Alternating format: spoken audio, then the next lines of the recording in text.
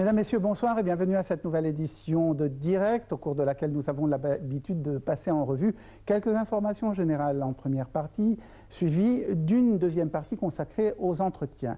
Aujourd'hui, nous allons déroger à cette règle puisque nous allons vous proposer l'un de nos invités au cours de la première partie, mais un entretien téléphonique. Commençons avec les nouvelles concernant l'Égypte, dont le président Abdel Fattah el-Sisi s'est entretenu aujourd'hui avec l'ancien ministre américain de la Défense, Leon Panetta. Le porte-parole de la présidence a déclaré que l'entretien portait sur l'évolution qu'a connue l'Égypte au cours des 4 dernières années, ainsi que sur la situation dans la région dans le contexte des menaces terroristes. Le président a assuré que les Égyptiens ont lutté pour préserver leur identité, assurant que la volonté du peuple doit prévaloir en fin de compte. Pour sa part, le responsable américain a salué le rôle de l'Égypte dans le combat contre le terrorisme dans la région. De son côté, le Premier ministre Ibrahim Mahlab a présidé dans la capitale jordanienne Amman les réunions de la 25e session du comité conjoint égypto-jordanien. Les deux parties ont signé un nombre d'accords et protocoles et sont convenus d'accroître l'échange entre l'Égypte et la Jordanie. Le comité conjoint doit en outre des positions politiques sur les questions régionales et la lutte contre le terrorisme. Dès son retour dans Amman, le Premier ministre doit assister ce soir à la séance finale des réunions des tribus de Libye tenues au Caire. Ces réunions s'achèveront à la fin vers 20h, heure locale du Caire. Une centaine de représentants de tribus de Libye ont en effet poursuivi ce matin leur réunion de 3 jours pour discuter des moyens de pacifier la Libye en proie au chaos sous le règne de milices rivales. Le ministre des Affaires étrangères, Sameh Chokri, a espéré que cette conférence permettrait de mettre fin au cercle vicieux de la violence, de la guerre et du terrorisme qui menace la sécurité de la Libye, mais aussi celle de ses voisins. Nous aurions peut-être un appel téléphonique, non? Non, pas encore. On passe à la Syrie. Nous reviendrons sur la Libye, bien entendu, dans quelques minutes.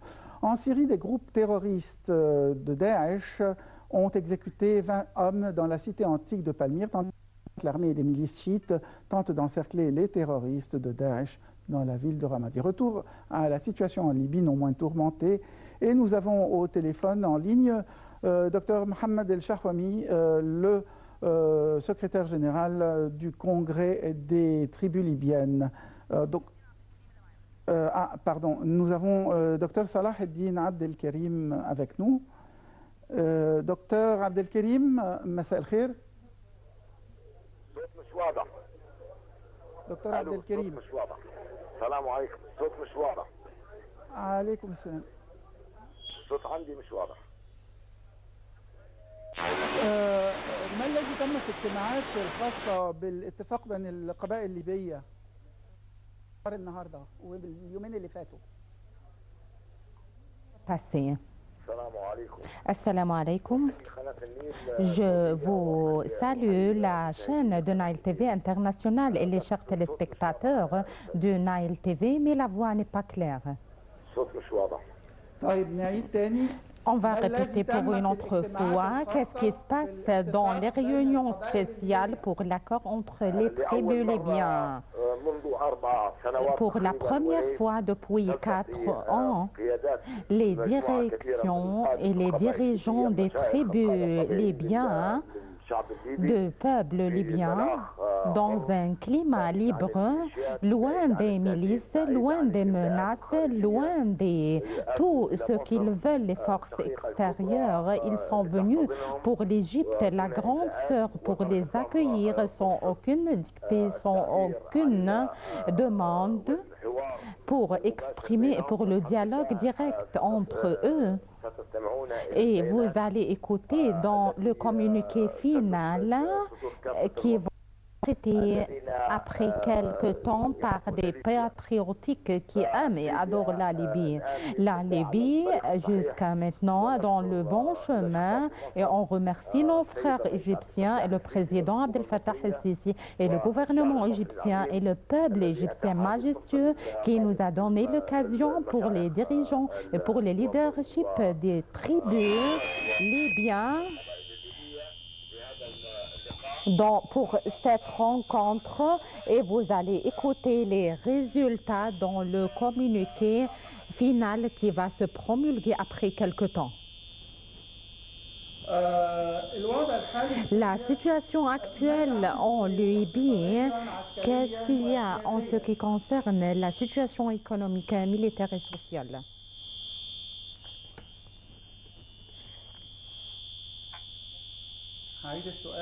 Je vais répéter la question. La situation économique en Libye, la situation politique et sociale en Libye.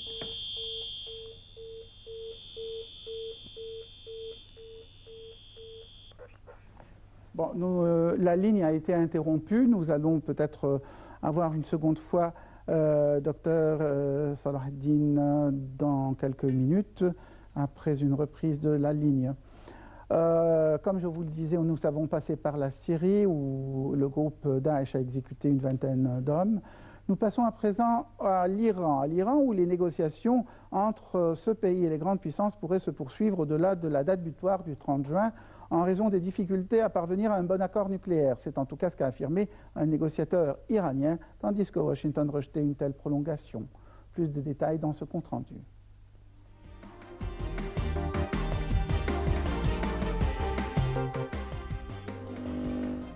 La diplomatie américaine John Kerry et son homologue iranien Mohammad Jawad Zarif se verront le 30 mai à Genève, ont annoncé des responsables américains dans le cadre de ces négociations, achoppant notamment sur les inspections internationales des sites iraniens.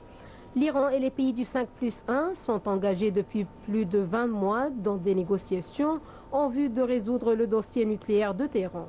Ils ont conclu un accord cadre le 2 avril et doivent en principe achever la rédaction de l'accord d'ici fin juin.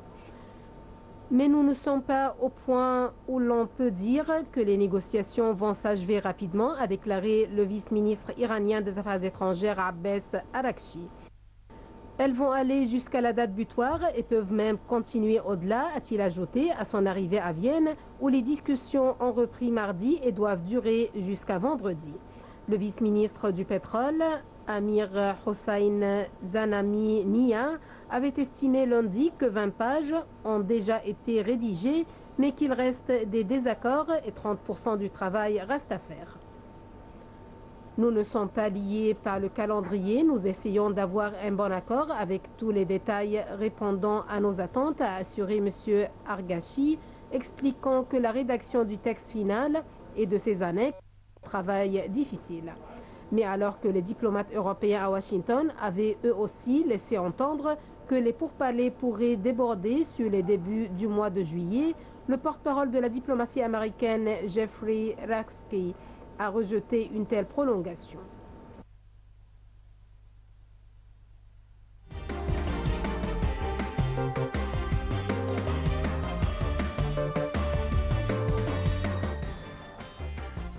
Au Yémen, les rebelles Houthis chiites progressaient aujourd'hui dans leur offensive pour s'emparer de Aden, la grande métropole du sud, où de violents combats ont fait en 2 jours au moins 19 morts, dont des civils.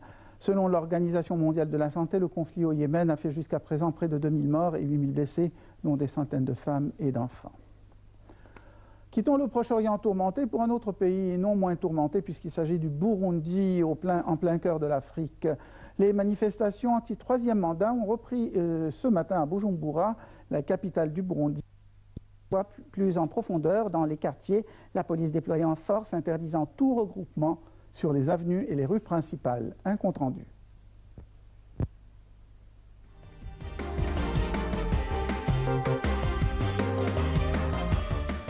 Business setting a plan to attract 20 million tourists by 2020 and to boost the sector's total revenues to $26 billion.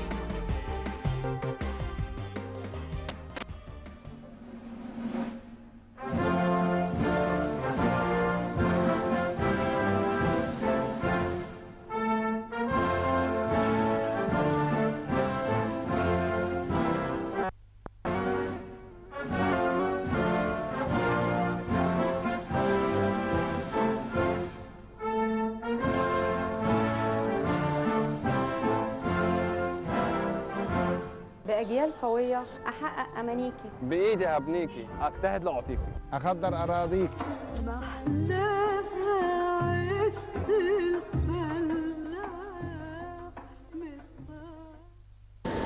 Les manifestations anti-troisième mandat ont repris jeudi matin à Bujumbura.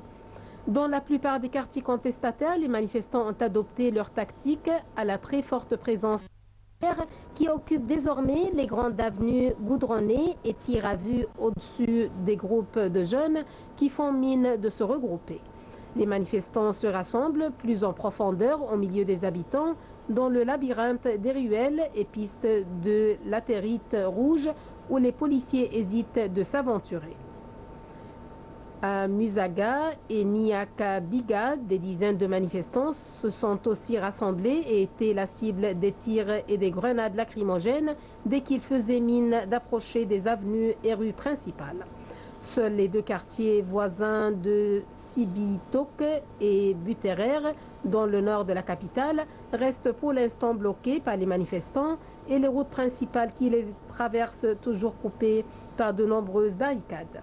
Près de 200 protestataires étaient rassemblés jeudi matin à Cibitoke, où la police a tiré pour tenter de les disperser. Les manifestations d'opposants à la candidature du président Nkurunziza à un troisième mandat lors de la présidentielle du 26 juin sont quasi quotidiennes depuis un mois dans la capitale. Émaillées de nombreux heurts avec la police, elles ont fait plus d'une trentaine de morts. Les violences sont montées en puissance depuis la semaine dernière, la police ayant pris le contrôle de plusieurs quartiers et faisait un large usage de ses armes à feu.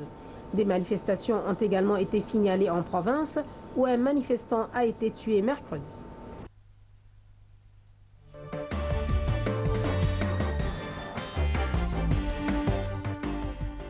Mesdames, Messieurs, nous avons en ligne Monsieur l'ambassadeur Hissène Haridi, ancien ministre adjoint pour les affaires étrangères.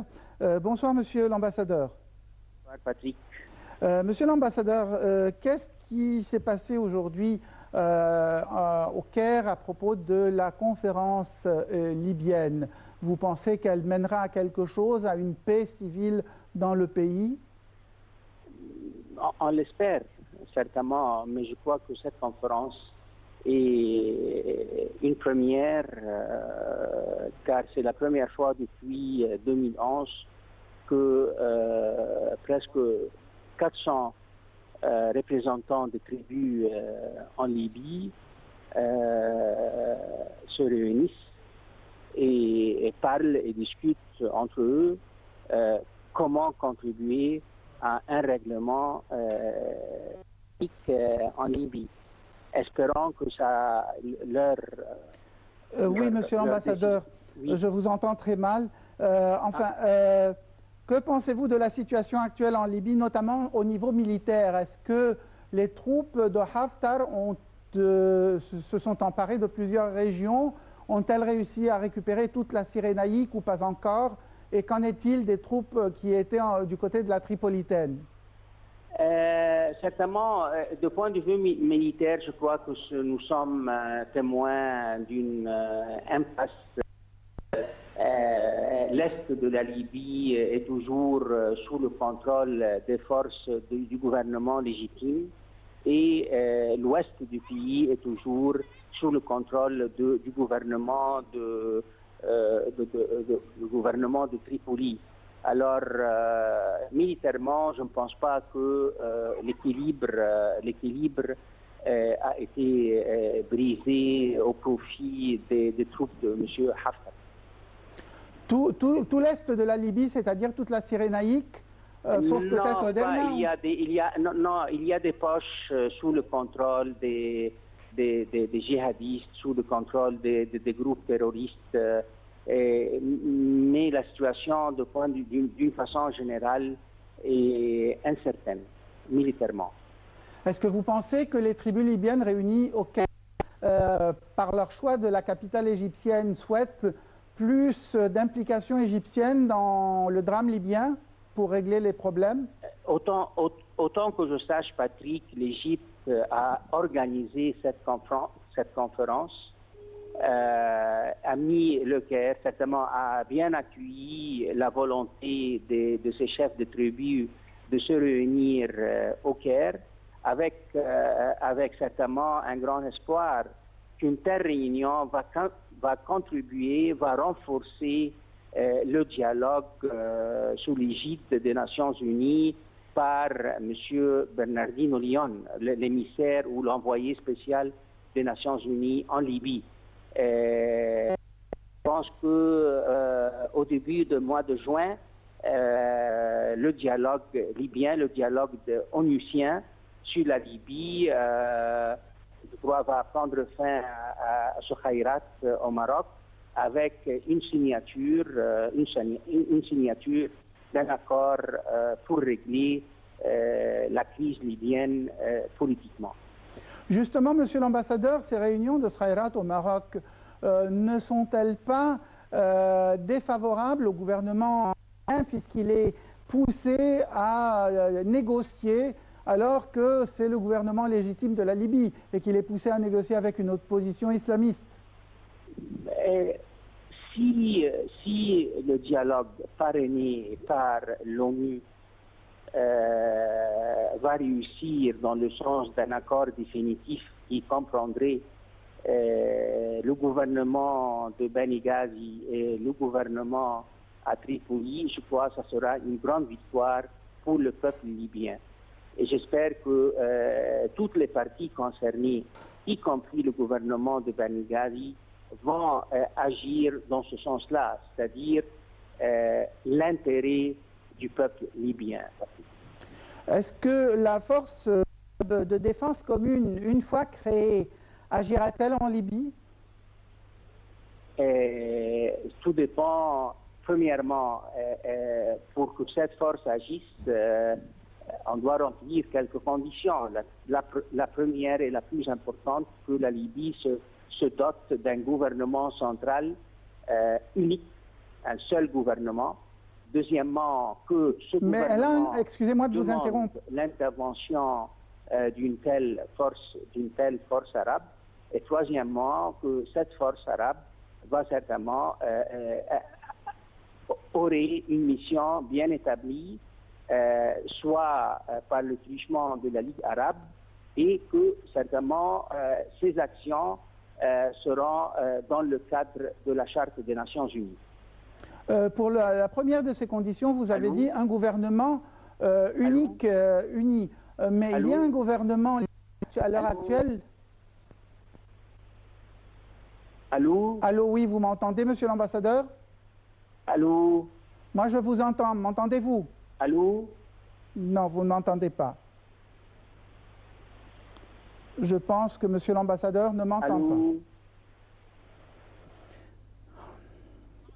Bien, merci en tout cas, monsieur l'ambassadeur, de votre intervention. Nous revenons à nos pays d'Afrique avec les mesures de sécurité renforcées à Abuja, la capitale du Nigeria. En effet, ces mesures ont été renforcées aujourd'hui dans la capitale nigériane et dans ses environs en préparation de la cérémonie d'investiture demain du nouveau président nigérian Muhammadu Buhari. Le chef de la diplomatie égyptienne, Sameh Chokri, est attendu à Abuja pour assister à cette cérémonie. Le président sud-africain Jacob Zuma, le secrétaire d'État américain John Kerry et le ministre français des Affaires étrangères Laurent Fabius font partie des dizaines de dignitaires étrangers également attendus dans la capitale nigériane. Le chef de la police a appelé la population à la vigilance et à la coopération avec les forces de sécurité pour assurer une investiture sans problème. Mohamed Buhari, âgé de 72 ans, a été élu en mars contre le président sortant Goodluck Jonathan à l'occasion de la première alternance démocratique depuis la fin des dictatures militaires en 1999 au Nigeria, première puissance économique du continent africain. Mesdames, Messieurs, on parlait il y a quelques minutes justement de la situation en Libye. On a avant cela abordé la question du Yémen, sans compter la Syrie et l'Irak. En effet, est-ce qu'une force militaire conjointe verra le jour pour pouvoir mettre de l'ordre dans ces différents conflits? Pour la première fois dans l'histoire de l'action arabe conjointe entamée dans les années 50, les Arabes décident de créer une force conjointe pour l'intervention rapide afin d'affronter les sources de danger qui menacent la sécurité arabe et notamment, bien entendu, le terrorisme islamiste. Un compte rendu et on se retrouve tout de suite.